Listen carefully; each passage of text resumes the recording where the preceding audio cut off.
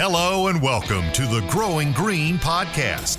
Your host, Jeremiah Jennings, is the owner of Growing Green Landscapes in Birmingham, Alabama, and has a passion for growing the entrepreneurship community for those who are young in business. Being a business owner isn't easy, especially in the early years, and that's why in this show we dive into a wide range of topics covering all the challenges small business owners deal with. Even if your company is generating $1 million or more, the stories from our great guest and Jeremiah's own firsthand experiences will propel your business forward. And now, here's your host, Jeremiah Jennings. What's going on, everybody? Thank you so much for tuning in to another episode today here on the Growing Green podcast. This is your host, Jeremiah Jennings, and I'm so excited to be coming to you with another fresh new Friday show for you to end the week strong. And we actually have a guest on today that we usually don't have on the show. Savannah is joining us for a second time this week. Yeah. It threw me off when you said Friday show, not another fresh new Marriage Monday. Yeah, you're not used to being to on that. here. Well, I know. We let you join. Oh, so. Thank you for approving me being here. Don't worry, though. If you've listened to Monday's show, then you'll get with this. But the pocket knife has already been put up. I didn't even There's notice. no razor blade to be played with today. Is your finger healed? Oh, it's fine. I didn't cut it. You did cut it. There was blood. What? It was bleeding the other night. What were you looking at? Because it wasn't my finger. Yes, it was. It was 100%. Maybe I was just having flashbacks You were of dreaming. mine. Because there's no cut, no healing cut. It was nothing. 100% bleeding the other night. Okay. Anyway, welcome into Friday's show, guys. I hope you're doing well. If you're new to the show, thanks for tuning in. This is a show where talk all things business, marriage, life, everything in between. Our Marriage Monday shows, Savannah's usually on with us, and we talk about marriage and business together. Wednesday and Friday, usually more solo or guest interview. But today, we're actually going to be recounting what was going on in our life 2 years ago today. And so today of the recording, not now when this drops, it'll be a day after the recording, but I mean the day after the actual accident. But we wanted to walk through, and so I did a show last year by myself talking about what happened, but we've gained a lot of new listeners since then. The audience has grown, and y'all have been super supportive and shown us a lot of love here at the show. So we appreciate that, and we want to talk about what was going on in our life 2 years ago, the accident that happened, what the whole day looked like, and kind of just the recovery and the road after that, the business recovery, the mental recovery, the physical recovery, everything there in between. So thank you to Brian and Launchpreneur Academy for sponsoring the show today. It really means a lot that he has partnered up with us, and I will 100% back all of the things that he's got on there on the website for you to learn and grow and just really transform your business. If you put your time to it and put your head down and go to work, implement those resources, you can change your business. So thanks to him for partnering with us. We will hear more from him. Tongue twister there. We'll hear more from him later on in the show today. But you want to just hop into it? I mean, so if you've listened, if you've been with us for a while, you probably know what we're talking about. I actually didn't story at all yesterday about this because, I don't know, I was just crazy busy in the field. I'm honestly going to be crazy busy in the field today too. But I'm probably going to story about it today. So if you listen to the podcast, you can go to the Instagram, and I will put some pictures up there, and I'll graphic warning and all that stuff. Oh my gosh, yeah, I'm looking at them right now. If you want, so if you want to see it, you can go see it. A lot of people actually see it. I get a lot of requests about, oh, let me see it. I want to see it, and so I'll show you. So if you're new to the show, what happened? What happened May 4th, 2021, 2 years ago today? How's it been 2 years? That's insane. Yeah, but sometimes I feel like it was yesterday, and sometimes I feel like that happened in a past life. Yeah. How did that even happen? So it was a random day. It was a rainy day outside. It was actually storming that morning. Didn't want to be working, but we needed to get it done. Spring roast was going hard, and so me and the two guys that were working with me at that point, we decided to go out and go to work. We are going to go trim some shrubs, and we were going to get some production in that morning, and then probably call it a half day. I think it was going to be a half day that day. We didn't have a ton on the schedule, which was a good thing. And so we went out in the rain. We shouldn't even been working in the first place. That's the crazy thing. We were eating dinner with Ben, who was working with me at that point.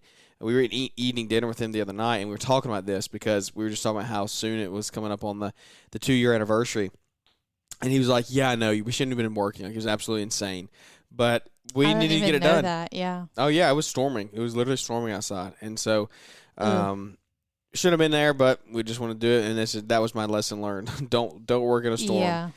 But we went out to trim some shrubs, and I was so proud of myself. I had just bought a brand new pair of, I think 18 or 22 inch Milwaukee hedge trimmers, the M18s, and I was so excited to put those things to work. It was my first pair of battery powered hedge trimmers, and I was like, man, this is going to be cool. I can't wait. I had all my batteries charged up.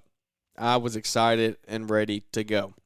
So we pull up to the job, hop out, get everything going, get all the tarps laid down. I think we had tarps down. I don't remember what else we had done. I don't think we weeded or anything. I think we just went straight into shrub trimming. Maybe talk to the customer, but straight into shrub trimming. And so got the Ben was using another set of hedge trimmers, the big gas powered ones, the extended ones. I was using the new ones, the new battery powered. I was like, man, can't wait. Let's put these things to work. So I get out my first shrub I trim. Actually, I think it was my second. Yeah, it was my second. I trimmed one shrub. Perfect. Beautiful. Everything was great. Rounded it off, flattened the top. It was in good shape. And this was a pretty big shrub trimming job. And so we did it, and I was like, man, it's great. This is awesome. And so I was rocking and rolling and moved on to my second shrub, and that's where everything went wrong. Life changed after that forever. And it was so crazy. Dramatic. It was literally my life changed after that forever. Like I still deal with the effects. Yeah, I guess it's easy for me to forget. Yeah, easier I will never than forget. you. Yeah, because I literally I move my hands and I think about it every day. Yeah. So I was just rocking and rolling, and so for the first 2 years of my business, if you haven't heard the story, for the first 2 years of my business, or 3 years by that point, I had only used pole trimmers. I bought a set of pole trimmers when I started the company, and I just rocked with those ever since. That was just something that I liked. I liked being able to be versatile. I could go do tall or small shrubs. It was great. But I got to the point where I wanted a smaller set to just do small stuff. It's a lot easier to knock some stuff down, hit things here and there, just little twigs that are growing up, as opposed to getting the whole pole trimmers and all that crap out. So got the battery powered ones, and so that's the backstory there. I've been using a pole trimmer for 2 years, and that is what caused this injury. So I was hedge trimming, rocking and rolling, wasn't thinking. The muscle memory of my hand. So if you know anything about pole trimmers, if you ever used one, you have your right hand, or for me, I'm left-handed, but I'm honestly like right-hand dominant when it comes to like batting. Like I bat right-handed, I kick right-footed, I golf right-handed. So I do a lot of things with my right hand. Hedge trimmers, I hold the motor with my right hand, guide with my left. And so I had been guiding with my left hand that pole for the last 3 years, all the shrubs I'd ever trimmed. So that muscle memory was ingrained into my brain. And so that's what I was used to. And I got these trimmers, rocking and rolling, wasn't thinking. My hand came off the handle because my right hand was pulling the trigger, left hand was holding the handle. I was going around the edge of the bush or something just to touch it up, and I needed to get the better angle. Left hand came off the trimmers, stuck the hand straight in the blade because I thought like the muscle memory was the pole. What was going through your head to feel the need to like grab on like you hadn't been? So I know it's muscle memory. I don't think I grabbed on. I don't think I got to I hadn't gotten to grab on. You just were like going to. I just went and it stuck in there, and I'm pretty sure that's what happened because the angle that it cut right here, and so I was going to stick my hand in, and that's where it cut. So I was going to grab the pole just out of muscle memory. No, but you had to have your hand parallel, not like palm toward the blade. Like this, and I would have been going to grab like that because that's how I hold the pole. So yeah, I just grab. So yeah, that's how I would have. I mean, that explains it. That's what I'm saying. What made you go to grab? The muscle memory. The muscle memory of grabbing the pole. Whenever I adjust the pole trimmer, you have to move your hand and just like adjust your grip on the pole. So I was adjusting the grip on the hedge trimmers, and my muscle memory just got the best of me. And so I stuck my hands straight in there with my left hand. And these things, like I said, brand new, straight out of the box, shiny. Like they had like a few leaves on them from the first bush. And so I think that honestly ended up helping me because they weren't dulled down, they weren't rusty. So it was pretty much clean cut. It was pretty much clean cuts. Yeah, like you got to think about hedge trimmers, how fast they are reciprocating. Is that the word? Not reciprocating. That's no. What is the word? I don't know the word, but it's not reciprocating. No, it's not reciprocating. What is the word? Oscillating. Oh. How fast they're oscillating. Yeah. That's right. It's how fast they're oscillating back and forth. Oh, it was clean, but it like shredded. Yeah, it's shredded, but it didn't do it near as bad as what some dull, rusty ones would have. Like, yeah, I guess. It still went straight through everything clean. It just messed them up. So, went straight through there and automatically just like, I didn't even, the funny thing was the reaction. Like, I remember it like it was yesterday. Like, I have a pretty clean mouth. I try not to curse too often. I mean, there's a few times in life where that slips, but I really pretty much just don't do it. I just try to talk cleanly. And so I was like, but this is an incident where you're like, okay, you definitely said some stuff. You definitely had some 4-letter words here. I feel like you've told me what you did. Yo, I didn't say anything. I did not say one word. I just screamed like something out of a movie, like a jump scare, like a little kid jump scare. Like that TikTok I showed you where she literally, just that's yelled. what I was just thinking about. Like, that's what it was. It was just a scream. No words, only screaming. Just one scream. That was it. I was just like, like just screamed. That's literally what it was. Just that times 10. No part of me wants to like witness you experiencing that, but to just have you stand, like, I guess I can just picture you standing there, like your hand is like all cut up and you just yell out, and that's all you do, just standing there. Yeah, and I mean that's what it was. And I just looked down, and index finger is hanging on my flesh. Did you yell because it scared you? Yeah, I did. It didn't hurt. Well, yeah, your adrenaline's pumping at that point. Yeah, adrenaline was going, and it went straight to my nerves. Like the nerves were just severed, so it didn't. Yeah, but you were in a lot of pain. Yeah, but immediate pain. Like it didn't. It took a minute. Like it just went straight through the nerves. It wasn't like I cut. Like if you cut your finger, but you don't cut the nerve, it hurts automatically. Like you like, ow, that hurt. Like you get a paper cut, that hurts. But it went straight through my nerves, so it took a minute for it to like get into my whole system or whatever. Maybe I don't know. And feel the pain. You never heard that? Like it. You've heard that. Like if you cut your nerves, it doesn't hurt at that point. Well, like yeah. Your feeling is gone. So yeah. So anyway, that happened. It didn't hurt in the moment at all. I was just like, okay. You just got scared. That's what happened. Yeah, I just screamed. And Ben was, like I said, Ben was trimming out of Brody. I don't know what Brody was doing. He was out blowing or something. I don't know, maybe raking. And I just screamed. How close was he to you? They were both pretty close.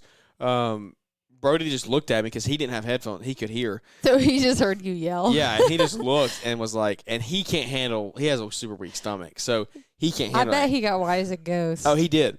He was about to pass out.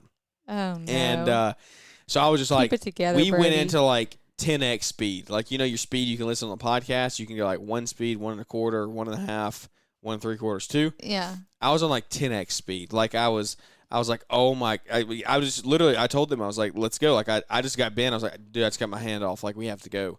And because I didn't know at that point, like I looked you just down, saw blood everywhere. I looked down, it was bloody. I saw a finger hanging off, and I was like, okay, well, hand's done. Like there could be one on the ground. And so that's not actually what I did. So I did have enough. I didn't start running. I just told them I probably briskly jogged or speed walked back to the truck. I remember I had towels in the back seat, so I just went and grabbed towels, and I remember that it was hanging off. So I looked down, the finger was hanging off, and my index finger was hanging off by the flesh. I mean, it was hanging on by the flesh. It had gone through all the bone, all the nerves, all the muscle, all that stuff. Flesh was holding it on. And so I just picked it up, and I remember that. I had towels. I picked it up. I stuck it back together, and I stuck it back together. Yeah, if you have a weak stomach, you might want to not listen to the show anymore. But if you're this far in, stick around for the rest of the story because there's some good stuff to come. There's a lot more to the story than I've gotten to, and so I stuck the finger. I put the finger back together, wrapped it in towels, and I was like, "Hey, here we go." And so we hopped in the truck. He drove me. We threw the stuff in the truck. You know the worst thing about it all? We were talking about this at dinner. Getting hand off sucks, whatever, getting hand cut off. And I'm being facetious when I say this. But I had a nice big Milwaukee battery, the fat ones. I can't think of the amp or whatever, but not the little like drill batteries, the big fat ones. And so I used that thing for everything. It was great. And I brought that battery as a backup, and I'd set it. This is when you put SOPs in operation here, because I set it on the tire for some reason, because I was going to come back and switch it out. I set it on the tire, and obviously all of this happened.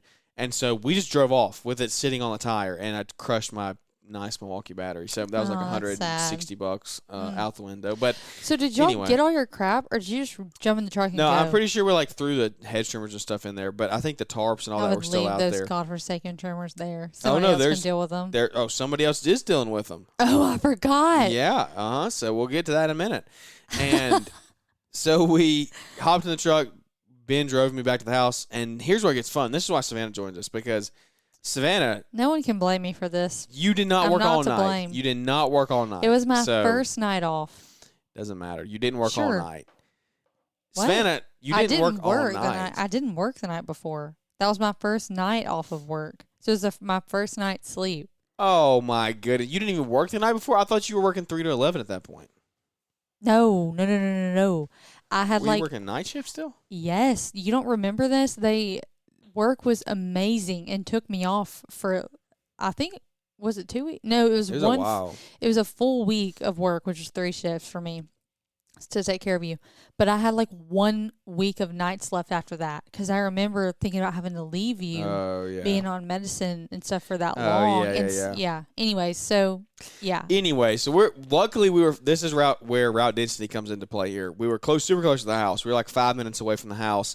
So I was like, where should I go? I didn't know at that point. I tried calling Savannah. Savannah wouldn't wake up. I called her like 7 times. To the world. Didn't wake up. So by that point, I had like called my mom, I think, and I was asking her what hospital to go to, because I didn't know which. Yeah.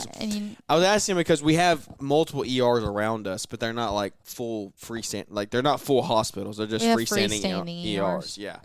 And I couldn't decide, like, should I? Thank goodness you got me.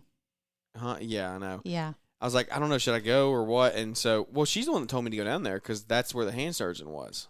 She told you to go to the St. Vincent's Ortho. That's not true. That's not true. Yeah, it is. That's not true. Okay. We originally said that. But then we transitioned because, remember, Carlo worked on... I wasn't going to take you to that one. We were going downtown. Well, whatever. Yeah, well, we didn't know we were going to Grandview. Yeah, I was about to take you to UAB. Yeah. Well, anyways, hindsight, I wish we would have. Yeah. I don't know. I would hate to miss our relationship with Chris. You probably still would have gotten connected with him, because because Carlo would have done the surgery. He's Carlo's dude.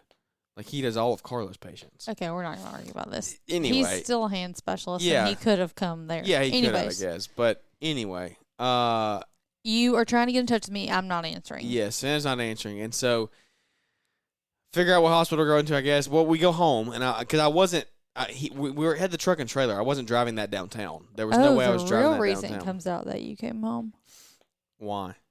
Because I dropped the truck and trailer off. Well, yeah. Oh. If I would have just been in the truck, I would have gone myself. You could have driven yourself. Ben was driving. Me. Yeah, he would have driven which me. We found. I didn't realize that was his first time ever driving. Oh, that's right. Yeah. The setup. Yeah, yeah, and that was like a week after I got that truck too. Yeah, we just bought the new truck. Yeah, and so it was. They drove. Ben drove that truck more than I did, and for the first month. Yep. But anyway, so he's like shaking like a we get home wet dog, yeah, like trying to drive you back, like so scared. And the roads are wet. Yep, and he's in the new truck. You're bleeding out. I was like, oh my gosh, did you get blood on the seats? Like, yeah, I know. I didn't thank the Lord. Yeah, I don't know get how anything you did in there, but. So we made it home, and I literally just walked. I just ran upstairs, walked in the door. I was like, I think I just literally was like, get up. I cut my hand off. You like, literally. We gotta go to the hospital. I don't even know how to accurately describe it. I don't know why I think that you used to shut the door so the dogs wouldn't bother me. That's what it was. I don't know why the door shut, but yeah. So all the lights are off. I'm pretty sure my blackout curtains were still up from working nights, and the door was shut. Whatever. He comes and like the definition of busting in the room, like threw the door open, threw all the lights on. It was like, get up, I have to go to the hospital right now. And I was like, what? Like I was so disoriented. It was like, looked like the Exorcist. I don't know. You just like ran in and had blood all over you. I was covered in blood. Yeah, I had blood all over my shirt. The definition of like cradling his arm wrapped in so much stuff. And I just sit up. And I just look at him, and he's running around the room. I don't know what you were doing.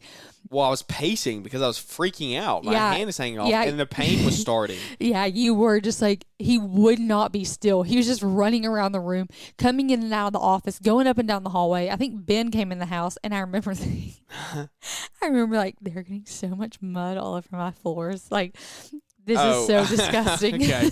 I didn't give two craps about the floors. I just remember like, all these boots are on the hardwood, and it's raining outside. It was so muddy. So I just like, it took me a good like probably 10 seconds to like process it, and then I was like, oh my gosh, and I jumped out of the bed, brushed my teeth, threw a t-shirt and shorts on, and then we ran out the door. That was it. I brushed my teeth and put clothes on, and we left. Have you ever thought about starting your own lawn and landscaping business, but not sure where to start? Look no further than LawnTrepreneurAcademy.com, an e-training website dedicated to helping you start and grow a successful lawn care business. Save more time and make way more money by learning exactly what it takes to grow your business to the next level. Invest in your future by first investing in yourself. Use promo code PODCAST to save 10% on all training programs today at LawnTrepreneurAcademy.com. Now, back to the show. And you were like, I remember you just being like, it doesn't matter. Just get in the car. Like, we have to go. Yeah, literally. I think you were asking questions. I was like, let's just go. Like, yeah, I was just so confused. Like, it was just so out of nowhere that I was trying to process it. So anyways, so we get going, and I'm driving. And I feel like this is where the fun starts, because we realized on the drive, so I'm trying to drive. Jeremiah has one hand, and I think we're probably still on the phone with my mom trying to figure out where we're going. We are. At that point. We were. Yeah. And I was like, we're not going to a freestanding ER. That would be the dumbest waste of time, because there's nothing they can do for you there. This obviously requires we surgery. were way past the point of stitches. Like, yeah. This is going to require surgery. Like, we're going to a legit hospital. Yeah. So thankfully, we pretty much have our pick in Birmingham. Oh, yeah. We got 5. So we just take off towards downtown, and they're all in the general area of each other from where we live, direction-wise. So we go, and I decided we're going downtown, so I get on the interstate, and you start trying to figure out your insurance. Yeah, because I was on my own insurance at that point. And that was like relatively I couldn't new. remember if I had paid my premiums. And he hadn't. Yeah, no, I hadn't. So I was like trying to get those paid before I got to the hospital. He's on hold with one hand trying to do that, trying to like put them on speaker, go back and forth between his wallet, filling through his cards, and talking with these people like on the phone. I got it figured out though. And it was so early in the morning. You didn't get it done until we were filling out paperwork in the ER, and they were trying to get you back, and I ended up talking with them on the phone. Yeah. It was so hectic. Yeah, it was crazy. So that's happening in the car on the way, and then also I'm like flying down the interstate. Yeah, we were going solid 90. Yeah, just because keep in mind, like I still hadn't gotten hardly any information out of him. You hadn't even seen it. I mean, I hadn't seen it.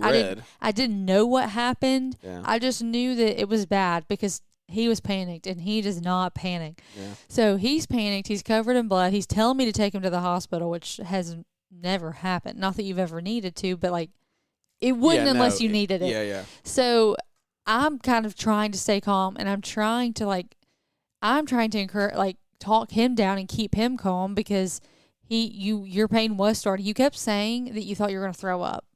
And I was like, oh my gosh, that cannot be added to the mix right now of things on our plate. Please don't throw up in the car. Just wait. So I'm trying to talk him down. I'm trying to stay calm. I'm trying to get there on time. He's trying to make sure he has insurance to like get this figured out.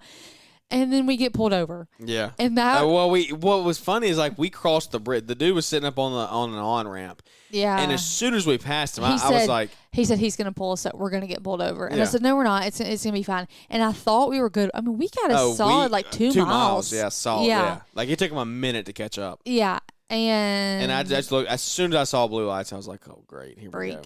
And so then I'm just like aggravated at that point, because we're wasting time, and I still don't really know where exactly we're going. So We get off, or we pull over, and I like immediately I'm shaking because I'm just like anxious and trying to get there fast. And now I'm scared because I've never gotten a ticket a day in my life. Like, I don't get pulled over. So of course, of all days, it's today. And I got my license and my insurance, and I basically like, I'm hanging out of the car, like just trying to give him my stuff so he'll run it and we can go. And he walks up, and he clearly has nowhere to be. He's just taking his sweet time. Mm-hmm. And I word vomit, like, I'm just going to the hospital. My husband's just going to say, "Oh, there's blood everywhere," and I'm just trying to get there really fast. I need the Joe Biden clip. And now he was like, how bad is it? And Jeremiah has like, this concoction of towels and paper towels, like wrapped up his hand, cradling it. And he goes to like peel it back to show him his fingers hanging off. And when I tell you that this police officer practically threw the license back in the window, it was like, "Oh, no. Y'all go. Just get out of here." And I was like, "Thanks, bye." And I just left him standing there and took off. And thankfully we were not very far from the hospital at that point. And it didn't take up too much time, but I was like, of course that would happen. So we get there and we go inside, and we're still on the phone with the insurance people, and we start, signing in and all that stuff. And then we sat there for like a minute, I feel like. Probably felt longer for you, but... Yeah, no, we were there a long time. We were there for over an hour. We sat in the waiting room. In the waiting room? Yes. No. Over an hour we were in the waiting room. Or in the triage room? No, the waiting room. We waited for a minute. I think we waited for the triage room for a little while, and they stuck us back in that triage room where you don't do anything but get your vital signs. And you laid on that gurney. That's where we sat for forever, I feel like in the front room. So we sat there and sat there and sat there and sat there. And I tried to be like, okay, I understand that he has a pulse, but like, can someone look at this? Because it's actively we were out there bleeding we everywhere. were back there before a doctor came in and looked at it. A doctor never came, yeah. It was just the... It was the PA. Yeah. Which, whatever. But They were wanting to send us They home. were so not concerned. I forgot about that. Yeah. It irritated me so bad. Like, anybody in the ED, and I'm not an ED nurse, so I'm not super familiar, and I understand that things come in that are like more traumatic and life-threatening, but no one was like concerned at all. Like, I don't know. They must have triaged you really low on their list of importance, because we just sat there, and I was like, okay. So then I got our vitals, and that took just as long, it felt like, and then finally there's a room, which I understand things, happen. You don't always have a room available right then.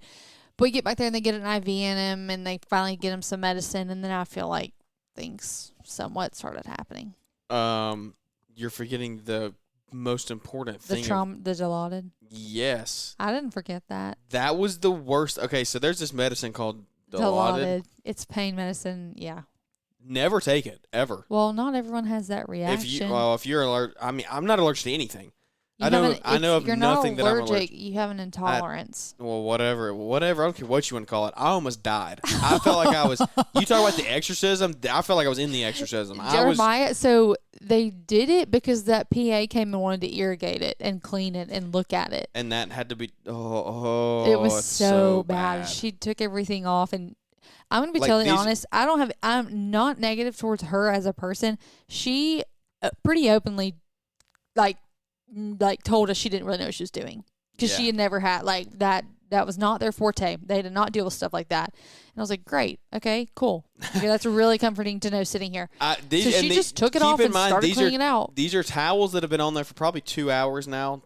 I mean, at least. Like, by the time it happened, by the time we waiting room, triage, all that, like 2 hours probably. Yeah, maybe. So she takes them off and starts rinsing them out. Stuck together. His fingers are hanging. Like, it's so bad. And so they gave him this pain medicine. I can't even think about it. It was me. They gave him this pain medicine, and Jeremiah was like with it, but like kind of in and out. I think the pain was just really real, and he hadn't eaten anything, obviously, not eaten or drank anything. So they come in and give him this Dilaudid, and he starts like, it was like you were cotton mouth. Like, you were so, like, had to drink. You started ripping your socks off. You tried to take your clothes off. I was like, what is going on? It was the worst feeling. You got so hot and felt like. It was like the closest thing to hell I'm ever going to feel. Oh, my gosh. Like, that's literally, well, I'm not going there, so. Okay. But that was so dramatic. It was so hot. I mean, it was like I was You're on dying from the fire. inside out. Like it was literally like I'm getting hot talking about it. Like I had to. My socks had to come off. Like I mean, it was just so bad. It was so bad. It was so bad. Yeah, I can't think about it. I never. We So put wet rags definition on of a you. reaction. Yeah, I had to put Yeah. a wet rag on my head. So that's what got crazy in there. And then after that, I don't know what they did. Surely they did something to they stop that. didn't they? do literally. Oh, they gave you different medicine. Yeah. Your nurse was really great. Yeah, the Gave nurse you was some good. antibiotics. Yeah. Yeah, he was awesome. And then they took pictures of it, sent it to Carlo, somebody. yeah. Was it Carlo? Yeah. I don't really remember. And we were gonna have to basically wait to be seen by him Because he was in until surgeries that day. he was in clinic until he Oh. was done in clinic across town. Yeah, that's what it was. So they were like, did they want us to wait until he viewed it until he came over and saw No, it? they were like, yeah, you can probably come home. You can probably go home tonight and come back I think tomorrow. he looked at images of it and said No, that in the triage room, they were like, don't you remember? They were like, yeah, you can probably go home and come back tomorrow. Because I think they were like, we don't have a room for you upstairs right now or something. yeah, no, this was in the ED after you'd been seen and the pictures had been Yeah. sent, and they were like, you can do one of two things. This is the PA. She said, I can send you home with pain medicine. We can schedule your surgery outpatient in the morning. Mm. I'll send you home with pain medicine, and you can come back if you have any Yeah. concerns, and then we'll schedule you a surgery for tomorrow. Or you can wait down here until we get your room upstairs, and you can stay until surgery tomorrow. And I said, if you think that we're going home, you're out of your mind. Nurse Savannah came out. I was So like, if you listen to You're Monday's show, beside yourself. I'm gonna have to title this show "Marriage Monday" because it's the only way people will listen. if they just see like weekly recap, like they're not gonna listen. I'm gonna say Marriage Friday or something. But Marriage Friday. that's the only way people will listen. So if you listen to Monday's show, Savannah's a different nursing life outside of this life, and her Right. nursing life came out that day. I was not ugly. I don't want anyone to think that I was ugly to her, but I was like, No, you were yeah. very stern. I was like, we're not leaving. So Yeah. do whatever you got to do, but I'm Well, not leaving this hospital until a and doctor. in hindsight, it was a very, very good thing because so we stayed. Yeah, I said, we'll sit right here until you get a bed upstairs. Thank you. And And, that's then a not the doc- surgeon can come look at Yeah, and his it's not hand. the doctor's fault.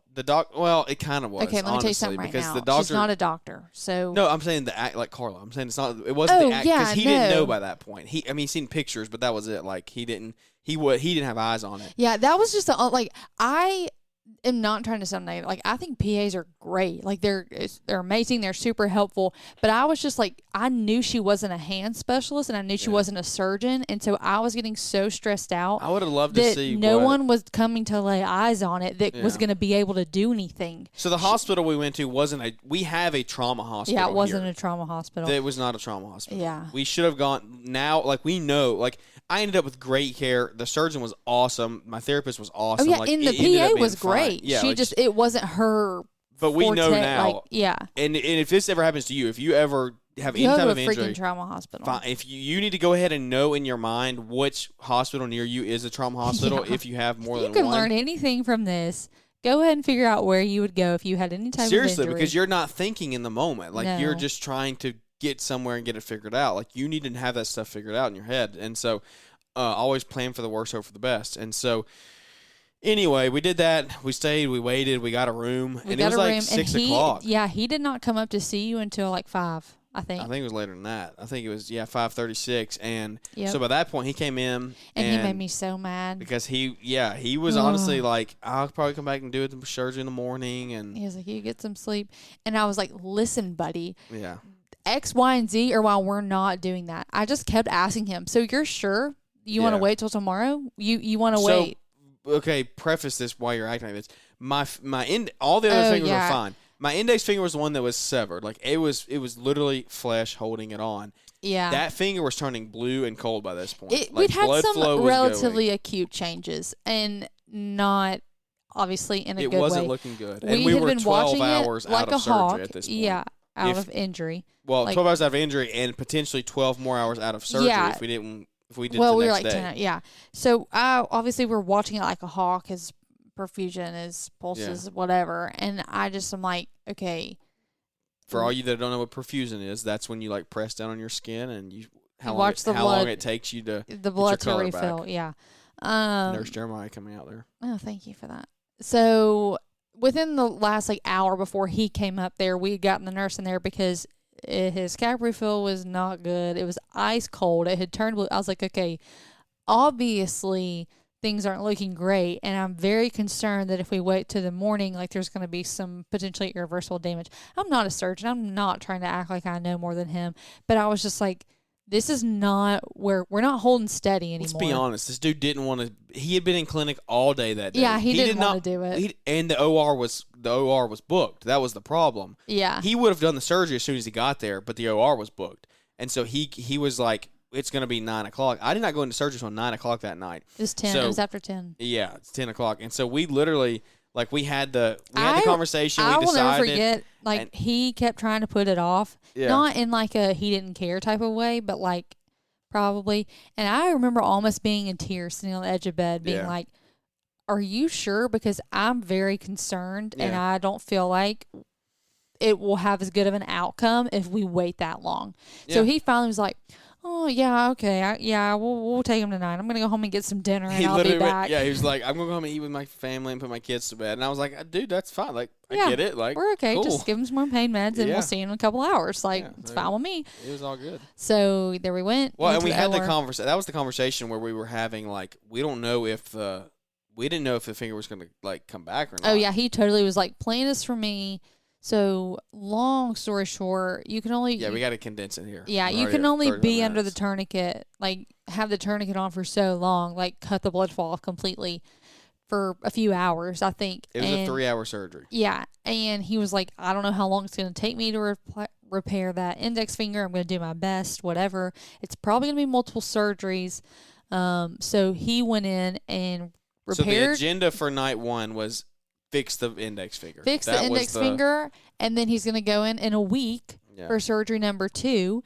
And if the he wanted to wait that long because if the index finger wasn't going to take, he would know by then and he'd amputate. Yes. And fix the rest. So the whole week we were literally just waiting to know if my finger stayed on. Yeah, we didn't know because it was closed. It was wrapped. He said, "Don't touch it." We went into surgery, came out of surgery, same bandage stayed on there for the next week. Yep. Nothing came off, and so we didn't know. We came out, and he was optimistic. He was like, "I think it did." It took him 3 hours. 3 hours for one finger. For one finger, yeah. You didn't get back up to the room till after 1 a.m. Yeah, that was crazy. I remember coming out of that. I mean, that was horrible. That was weird. And so everything went good that night. I mean, honestly, we're very like I said, the dude was awesome. I loved the surgeon that I had. I don't feel like anybody else could have done it. Worked miracles. Yep.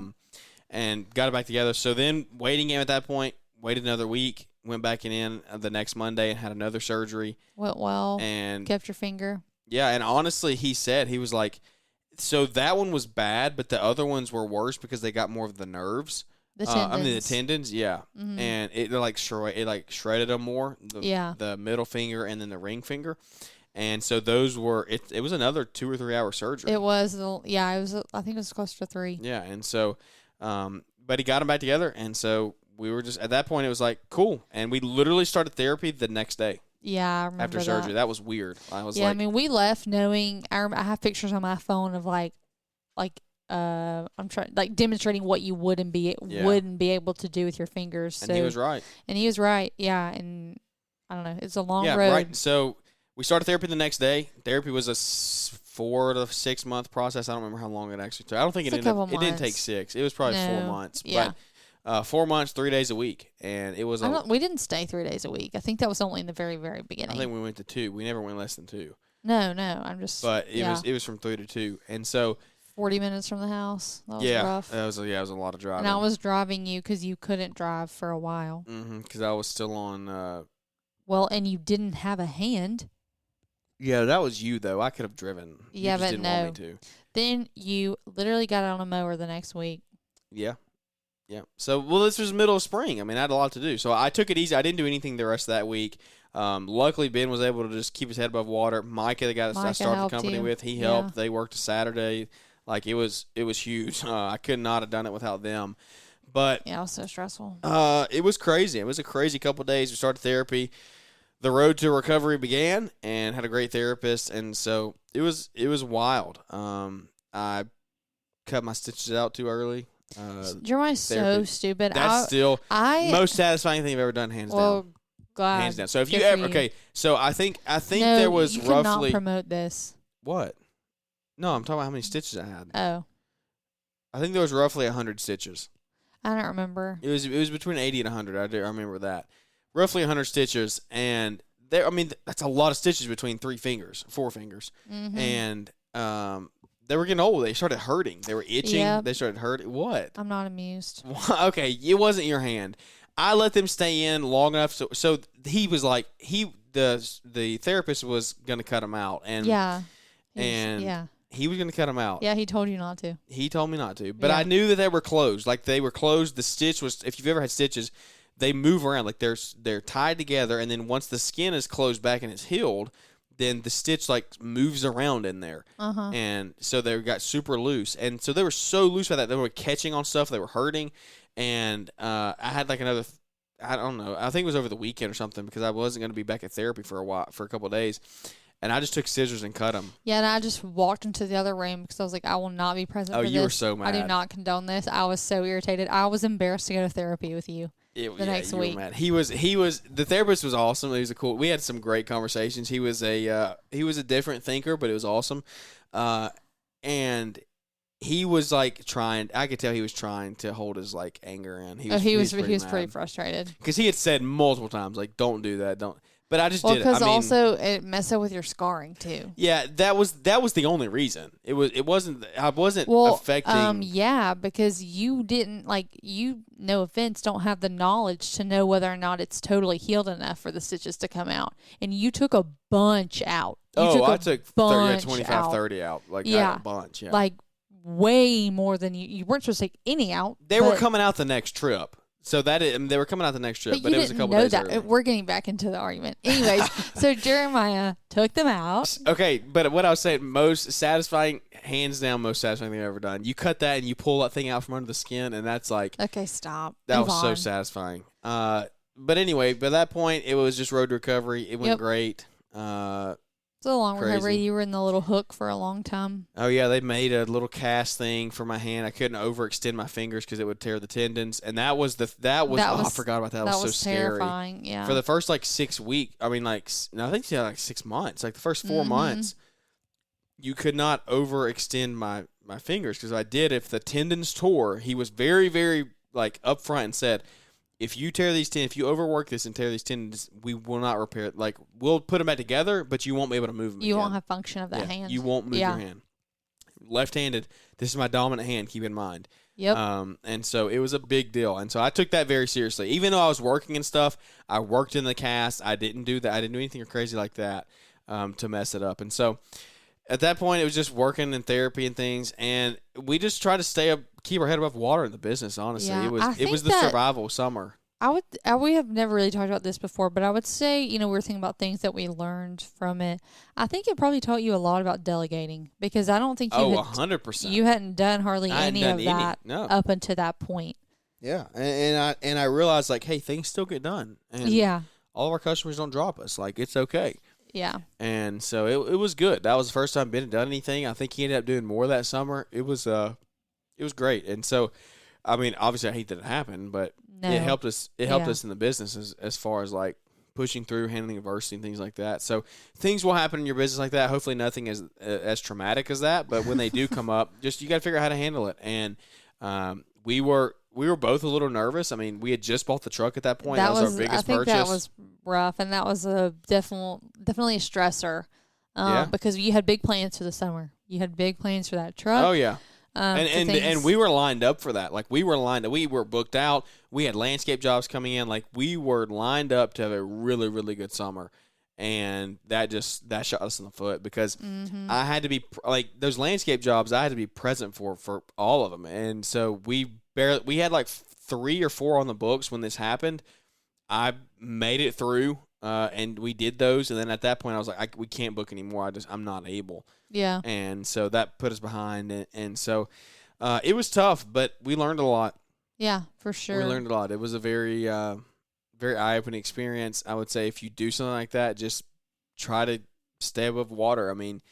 go to a community, get some help out there. I wasn't really big into the Instagram to the social media world at that point. And so I would highly recommend that you just get around the community if you're listening. And if something like that does happen, it's easy to get depressed. It's easy to get down on yourself when you can't be out there doing stuff. If that's the kind of worker you are, that you like to be out there in the field, then when that happens, it can, I mean, like I said, it shot our whole summer plans down, like our whole plans. And, but you just survive and keep and move on. And that's just what we did. So, it was wild. Yeah, it was. It's crazy to think how quick, like, I mean, I don't know. I think about the weekend before and just how naive we, like, you don't realize how easily and how quickly your whole life can change. Yep. And it really did. It changed. Well, it's just like, I mean, we're kind of in a nasty, morbid episode, but like that Facebook post about that girl. Oh my gosh. I'm sure you've seen it on Facebook around the country now. It's going crazy. So terrible. These couple got married last Saturday or Sunday. It was over the weekend. They got married on the beach, and they were riding a golf cart from the beach to wherever they were staying, and a drunk driver hit them from behind for going 65 miles an hour, and she was killed minutes after their wedding. Like, you never know what's going to happen. Never know what's going to happen, and so you always need to be prepared. I think if anything, I mean, that's your biggest thing. Like, you need to know where you're going. And I made the joke of, like, that's the closest thing to hell I'm going to feel. That is. Like, I'm 100%. I'm saved. I know that. And, like, you need to be out. You need to make sure that your faith is in the right positions and your spiritual life is in really good shape. So, what were you saying? Well, I just was, like, more business related. I think that if anything, like, this really encouraged you to get some more things in order and taught you more about delegating, and just like if you were to be down for the count again, you have some more things keep going, set in place, and a little more precautions than we probably had then. Oh yeah. By that point, it was like a fish out of water. But that happens. Everybody's going to go through something like that in their lifetime. It might not be that trauma, but it might be something else in your business. So you could run a mower off the road or something. You never know. But anyway, I think that's going to wrap this one up. Quick little Friday show. I'm going to literally title this Marriage Friday, and hopefully get some more listeners in here. You think people will want to listen again on Monday? Yeah, they will. They like you for some reason. I don't know why. I don't know why. I don't either. But anyway, come together in trades and here's talk some more. Yeah, clearly we really encouraging to each other. Together in Trades, July 14th and 15th, I think. Big Sky, Montana. It's going to be a super fun trip. 3 or 4 couples left. TogetherInTrades.com. Go get your tickets today. And you better get them because they're going to go fast. And definitely the room block. The room block's going to go fast. If you got a room, if you don't have a room yet, go get that taken care of. We look forward to seeing everybody there. It's going to be a super fun time, just hanging out, networking, growing. Thanks to everybody for tuning in and supporting the show. It means a lot. And I think that's just going to wrap this one up. There's not really anything crazy to go out on. That's the full story. We did a debrief a year ago. Yeah, we did a debrief a year ago, but it wasn't near as in depth as that one was, and it was cool. You're welcome. It was cool having you on here to give the experience. Now we don't have to do this next year. Or maybe we will. I don't know. Nobody wants to hear it again. If we can double the show by this time next year, then we'll do it again. All right. Well, there's a goal. Yeah, that's right. There'll be a lot of new people in here. So, anyway, guys, thank you so much for tuning in. Thanks for Brian for partnering with us and Entrepreneur Academy, everything he's got going on there. Go check that out. But without any further ado, that's going to wrap this episode up, and we look forward to catching up with everybody here on the next episode. Are you excited about this upcoming season and making it your best year ever? Still not sure where to start with knowing your numbers and running a predictably profitable business? We want to introduce you to a brand new resource called the Know Your Numbers Profitability and Pricing Calculator, available exclusively at the L'Entrepreneur Academy. We're here to help you understand how to recover your overhead, calculate your man-hour rate, price lawns correctly, budget a profitable margin, and so much more. You deserve to have the best information that you can to help you build your business and run it as profitably as possible. Get a handle on knowing your numbers today with the Profitability and Pricing Calculator, exclusively available at l'entrepreneuracademy.com. Thanks for tuning in to the Growing Green podcast. It is an honor to have you listening, and we hope you receive valuable advice to help take your business to the next level. Don't forget to follow the podcast so you'll be notified when our next episode drops.